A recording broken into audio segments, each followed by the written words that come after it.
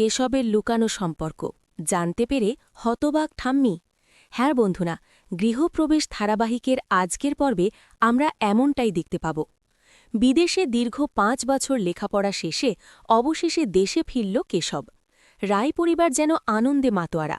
নাতিকে দেখে ঠাম্মির চোখে জল চলে এল। ছোটবেলায় যার হাত ধরে স্কুলে গিয়েছিল সেই কেশব এখন বড় হয়ে বিদেশে পড়াশোনা শেষ করে ফিরেছে। ঠাম্মির মনে ছিল একটা বিশেষ পরিকল্পনা।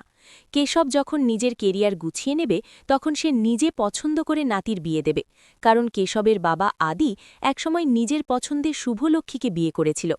সে বিয়েতে সবাই খুশি থাকলেও ঠাম্মি মনে মনে ভয় পেত এই পরিবারে আর যেন কেউ হুট করে কোনো সম্পর্কে না জড়ায়।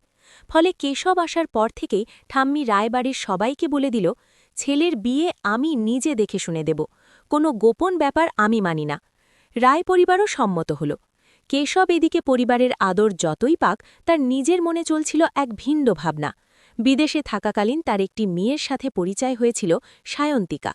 পড়াশোনা, কাজ, চাপের মাঝে সেই বন্ধুত্ব আরও গভীর সম্পর্কের দিকে গড়িয়েছিল, কিন্তু কেশব কখনো সাহস করে কাউকে বলেনি। একদিন দুপুরে ঠাম্মি বারান্দায় বসে পেপার পড়ছিলেন। কেশব পাশেই ফোনটা রেখে চা খাচ্ছিল। হঠাৎ ফোনটা বেজে উঠল। ডিসপ্লেতে একটা নাম ভেসে উঠল। ঠাম্মি উৎসুক হয়ে ফোনটা তুলে নিলেন, কিন্তু চোখে চশমা না থাকায় ভালোভাবে দেখতে পারলেন না। এই, কে ফোন দিছে রে? ঠাম্মির গলা ভারী। কেশব চমকে উঠে ফোনটা কেড়ে নিল। মুখে একরাশ অস্থিরতা। ঠাম্মির চোখে সন্দেহের ঝিলিক। কেশব, সম্পর্কে কিছু লুকাস না কিন্তু।